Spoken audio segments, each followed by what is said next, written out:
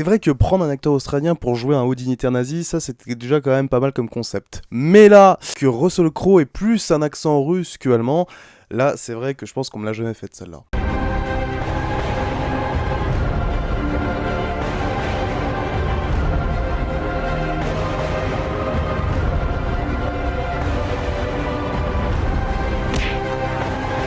Bonjour à toutes et à tous, pour cette nouvelle vidéo, je pense que je vais arrêter d'utiliser le terme de podcast. En fait, ça sera une vidéo un peu, on va dire, vidéo test, j'ai envie de vous dire ça comme ça. Car je pense en fait plus restructurer mes vidéos pour que elles fassent moins de 40 minutes. Au minimum, j'aimerais faire des vidéos de 20-25 minutes, donc j'enlève beaucoup de choses, des trucs de présentation qui n'avaient pas beaucoup d'intérêt selon moi. Et je me cantonnerai justement aux vidéos de 35-40 minutes voire plus que pour les vidéos sur l'œil du temps ou les autres émissions, parce que là ça va prendre plus de temps pour développer. Bref, arrêtons de tergiverser pas grand chose, puisqu'aujourd'hui nous sommes là pour parler d'un film, et d'un film qui n'est pas encore sorti à l'heure actuelle quand j'en parle sur la chaîne, dont le sous-titre que je donnerai quand tu ressors du film c'est « Putain, il a pris cher Maximus », puisqu'aujourd'hui nous parlons du film Nuremberg réalisé par James Vanderbilt, avec un casting assez impressionnant qui compte bien évidemment Russell Crowe, Rami Malek, Michael Shannon, Richard E. Grant, John Slattery ou encore le fils de Tom Hanks, Colin Hanks. Un film que j'attendais pour ma part, de par son point de vue, c'est-à-dire vouloir, on va dire, mettre en scène le procès de Nuremberg. Un événement historique pas autant mis en lumière que ça, j'ai envie de vous dire, dans le cinéma. Parce que quand on voit le nombre de films sur la Seconde Guerre mondiale qui ont peuplé, j'ai envie de vous dire, le cinéma américain, c'est vrai que s'attarder que sur le procès de Nuremberg, ça a jamais été véritablement fait. Le voir adapté au cinéma, c'était déjà plutôt une bonne surprise. Et alors, en effet, il y a déjà eu des œuvres qui ont traité du procès de Nuremberg.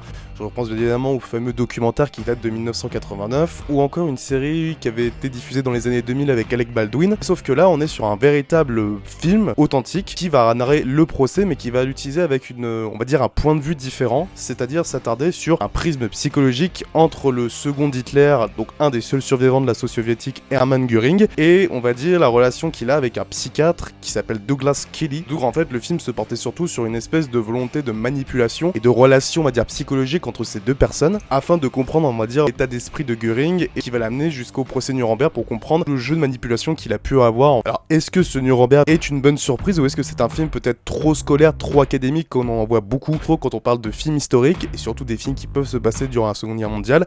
Et bien on va voir ça dans cette vidéo. Standing inside a secret military prison. It houses what's left of the Nazi high command. Hey! Never do that in my prison again. Premièrement, on va, j'ai envie de vous dire, commencer par ce qui est le plus réussi selon moi, c'est son prisme psychologique. On va dire à travers le personnage de Hermann Göring qui est interprété par Russell Crowe et celui du psychiatre Douglas Kelly ou Kelly, je sais plus comment on dit, qui est interprété par Rami Malek. Car en fait, chacun vont apprendre à se connaître au fur et à mesure et se respecter mutuellement, en tout cas on va dire dans une première partie d'intrigue. Chaque scène de confrontation est bien amenée, et d'ailleurs c'est assez intéressant parce que ça va te permettre à te montrer à quel point Göring, le personnage d'Hermann Göring, pouvait être à la fois un manipulateur et aussi retourner les situations à son avantage, notamment lors du procès de Nuremberg qu'on verra justement vers la fin du film. Procès qui d'ailleurs n'arrive véritablement que dans les 30 dernières minutes de long métrage. Alors on pourra dire que c'est un peu de la publicité mensongère, mais pas véritablement, parce que c'est un choix aussi, on va dire, artistique du film, qui n'est pas là que pour une vision maladroite, mais vraiment pour te montrer que c'est plus concentré sur les préparatifs et sur comment en fait a été mis en place ce procès. Procès qui d'ailleurs a été, on va dire, il te le montre dans le film, qui a été jugé justement assez inutile par beaucoup de personnes, même par des nations, parce que beaucoup estimaient que les derniers suspects nazis ne méritaient pas justement un procès équitable, mais méritaient plus justement la fusillade ou la pendaison. Le film te raconte en fait comment a été mise en place cette justice internationale qu'on a depuis, depuis plus de 80 ans quoi. Et le film le met bien, en tout cas le film met bien en lumière ces interrogations, notamment en fait à travers le personnage du juge Jackson qui est interprété par Michael Shannon. Et le film va poser clairement l'importance de la justice internationale face aux crimes contre l'humanité.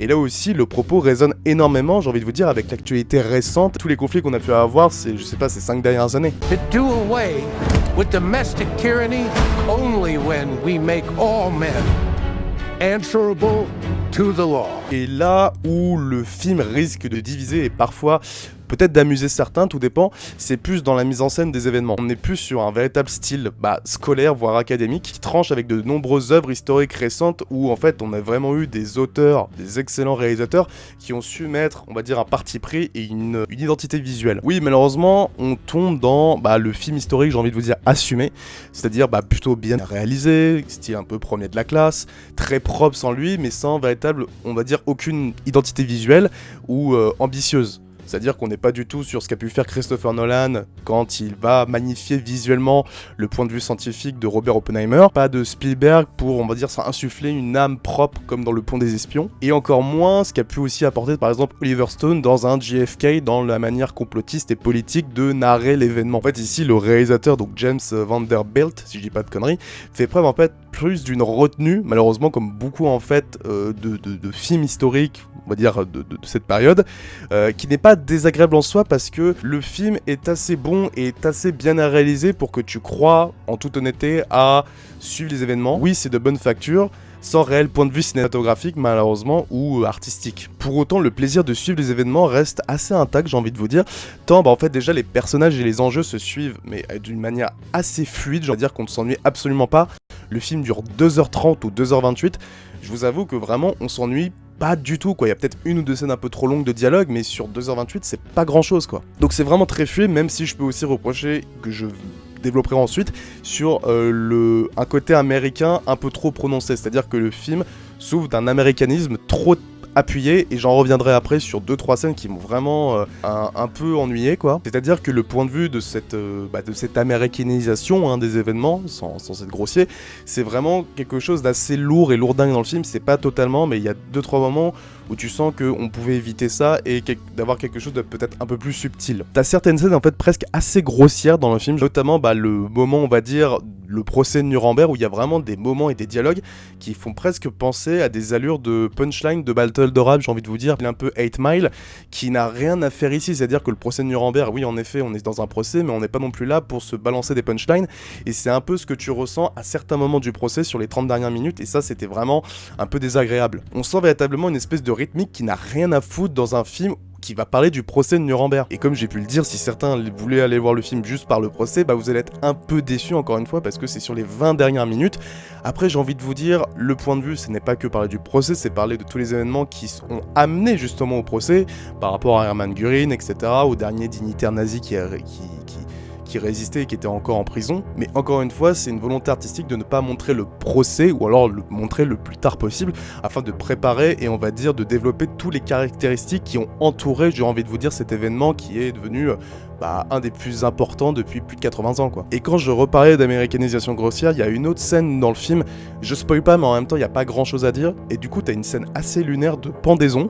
Alors c'est con parce qu'en fait cette scène est assez bien filmée au début, c'est à dire que t'as vraiment une belle mise en scène assez subtile, et alors il te rajoute un truc à la fin qui frôle à la fois l'inutile et le grossier, et là je me suis dit, je sais pas si ça vous a fait ça, et là je parle aux personnes qui ont pu déjà voir le film, et après pour avoir pour les personnes qui ont pu voir le film, mais j'ai vraiment trouvé ça grossier, voire extrêmement limite, et ça m'a beaucoup dérangé, je sais pas pourquoi. C'est-à-dire que t'avais une scène qui était extrêmement bien filmée, et il rajoute un truc à la fin qui gâche totalement la scène. Je sais pas si vous avez fait ça, et c'est dans une des scènes de pendaison du film. A narcissist. I am going to escape the hangman's noose. Very sure of yourself.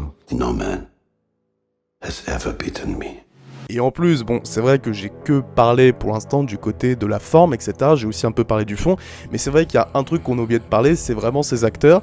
Et là, le casting reste quand même assez solide, même si, bon, il est plutôt imparfait sur le développement de certains personnages qui m'ont laissé un peu de marge. Et oui, le film était quand même intéressant de voir, en fait, cette espèce de prise de risque, vraiment, véritablement, prendre un acteur comme Russell Crowe pour jouer Hermann Göring. Déjà, fallait y penser, c'était pas quand même gagné d'avance. Je voulais aussi voir comment, en fait, le comédien allait un peu se dépatouiller avec ce rôle qui était quand même assez iconique, et le prendre à travers le prisme de Russell Crowe est quand même assez étonnant. C'est-à-dire qu'il n'y a aucune réelle ressemblance physique. Bon, maintenant il y en a une genre par rapport au poids de Russell Crowe. Comme vous avez pu le dire, c'est vrai que bon, il a quand même pris du poids énormément quand tu le vois par rapport aux années 2000, mais je pense qu'il a aussi pris du poids par rapport au rôle, parce que je pense qu'on l'a déjà vu, il avait déjà pris du poids Russell Crowe, mais là je crois que c'est encore plus parce qu'il fallait ressembler au véritable Hermann Göring. Et c'est vrai que comme je vous ai dit, un Australien qui joue un Allemand, c'était déjà quand même assez drôle, mais Mais c'est vrai qu'au début du film, t'es un peu perdu parce que du coup, Crow a un accent bien évidemment, mais au début, t'as plus l'impression d'entendre un accent russe, genre l'accent qu'il avait dans Craven. And appreciate the beauty of the trap I set. Voilà, et au fur et à mesure où en fait tu vas le suivre, où tu vas en fait, l'intrigue est en train de continuer à s'ouvrir, tu vois qu'en fait non, le jeu devient de plus en plus subtil et t'entends beaucoup moins l'accent, on va plus avoir un accent allemand, et tu l'entends pas énormément pour pas que ça fasse grossier non plus. Parce que oui, c'est vrai que quand tu vois la tête de Crow, tu vois pas véritablement qu'il a un physique d'allemand, quoi, véritablement, et même l'accent le fait pas trop. Et pourtant, étonnamment, et avec grande surprise, je trouve qu'il le fait, je trouve qu'il est vraiment excellent dans le film.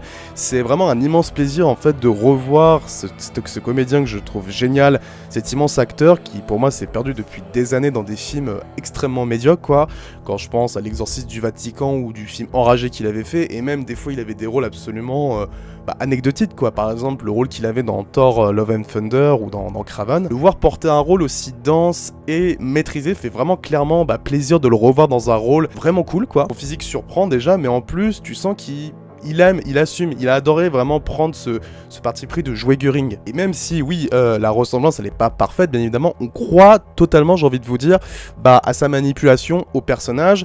On va te montrer que oui, c'est un personnage extrêmement intelligent, extrêmement malin, qui en plus, comment je pourrais dire ça, savait justement prendre parti de son côté et en fait retourner la situation comme il a pu avoir avec beaucoup de personnes avec qui il va être en relation à la fois par le psychiatre et aussi par d'autres personnages. Je pense par exemple au traducteur, au fameux traducteur anglais-allemand. Alors oui, il y a peut-être quelque chose qui va déranger certaines personnes par le fait que certains vont critiquer la volonté de peut-être rendre Göring un peu trop sympathique, notamment à travers sa relation avec Kelly ou le lien qu'il a pu avoir avec sa femme. On parle beaucoup aussi de la famille de Göring et le fait qu'on le montre véritablement comme un homme de culture, comme un homme malin, intelligent et sympathique. Alors pour ma part, je préfère largement un film qui va tenter de caractériser un monstre, parce que bien évidemment Göring, on te le montre pas comme un mec sympa, il y a même une grosse partie du film, on va te le montrer comme un véritable monstre par rapport aux réactions qu'il va avoir quand on va montrer des scènes de la Shoah, des exécutions de la Shoah, ou des survivants, justement, pendant le procès de Nuremberg, pendant que le procès commence à s'ouvrir. Mais oui, cette idée de le rendre humain, c'est pour mieux en fait révéler sa cruauté. Je préfère plutôt avoir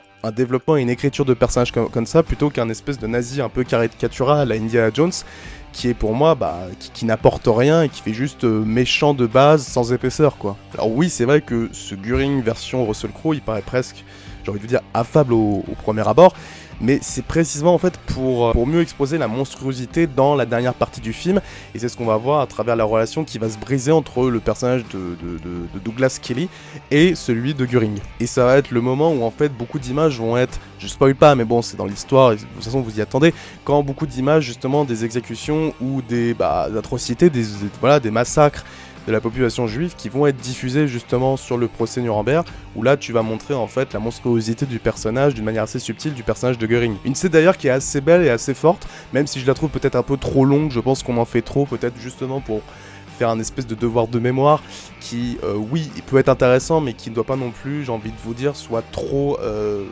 visuel à l'écran, parce que sinon on va plus voir un espèce de film d'histoire et pas un film cinématographiquement, quoi. Et justement, en parlant du psychiatre Kelly, on va parler sur l'autre star en fait du film, qui est quand même Rami Malek. Alors c'est pas un acteur que j'apprécie, on va dire, particulièrement d'ordinaire, je trouve qu'il est plutôt bon, il passe, mais c'est vrai que parfois je le trouve assez oubliable, j'ai envie de vous dire, mais ici je le trouve assez bien. Alors je sais que beaucoup avaient critiqué son jeu, mais moi je le trouve en toute honnêteté assez agréable, et je le trouve vraiment très très bon. C'est peut-être même lui qui tient en fait tout le film, c'est l'acteur principal, qui va être excellent dans ses échanges avec Göring. Il va apporter une espèce de fragilité au personnage et aussi une espèce de bonne ambiance, enfin en fait il va avoir ce mélange des deux que peut avoir Rami Malek dans certains rôles justement. Par contre il y a un véritable problème sur son développement et sa trajectoire, enfin en tout cas moi je l'ai pensé comme ça, la trajectoire finale du personnage qui paraît un peu abrupte et un peu incohérente. En fait le film semble survoler complètement sa dépression et en fait manque sans doute de développement et davantage on va dire de certaines zones d'ombre de sa personnalité. C'est-à-dire que le personnage, tu comprends à la fin du film qu'il a fini assez mal, enfin l'homme historiquement a fini assez mal et que il semble avoir été basculé par beaucoup de moments assez sombres et de dépression, sauf qu'on te le montre véritablement jamais, ou en tout cas ça arrive comme un cheveu sur la soupe dans l'intrigue et vers la fin. C'est vraiment, je trouve qu'il y a une incohérence et il y a il y a quelque chose qui ne fonctionne absolument pas sur le développement et sur sa finalité. Si en fait la finalité de l'intrigue est aussi la même que celle de la vraie vie, quoi, qui est quand même assez tragique. Donc en fait, tu comprends pas véritablement comment il a pu en arriver à de tels extrêmes, ou alors le film te l'expose maladroitement, et je pense qu'on est plus sur un problème, on va dire, de développement sur le personnage. Et pour les autres seconds rôles, je trouve qu'ils sont tous globalement excellents, que ce soit Michael Shannon, qu'on voit peut-être pas assez, mais il est impressionnant quand tu le vois faire son discours à Nuremberg. John Slattery, lui je le trouve toujours excellent quand il joue des rôles de salaud, etc. Je trouve qu'il est toujours parfait, ce mec.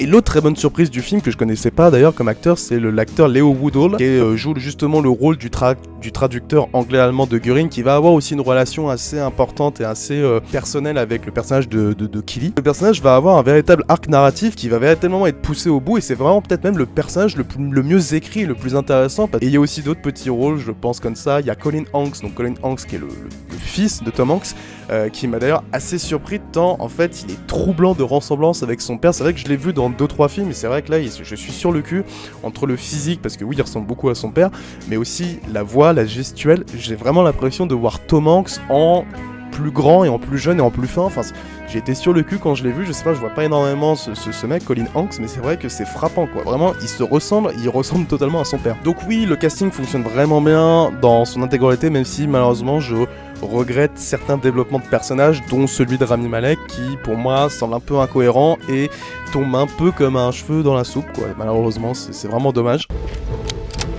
They captured Herman Goring alive.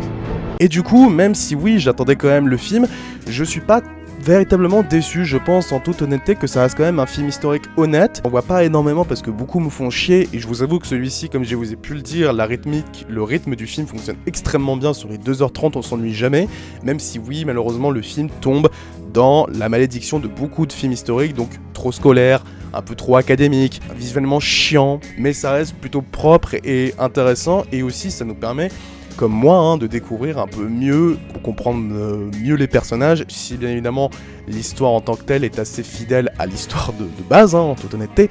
Donc oui, j'ai envie de vous dire que ça reste quand même plutôt une bonne surprise. Alors bien évidemment, c'est quand même imparfait dans sa forme, mais c'est intéressant dans son fond, parce que voilà, il arrive à nous tenir sur à peu près 2h28, ce qui est quand même assez fort, sur un procès en plus. Enfin, procès, j'ai envie de vous dire, le procès dure 30 minutes en tant que tel, mais c'est plus sur les événements qui vont basculer vers le procès. Et en plus, le film rajoute une dimension, j'ai envie de vous dire, historique et bienvenue. Et encore une fois, ça résonne énormément avec justement l'actualité qu'on a depuis quelques années, quoi.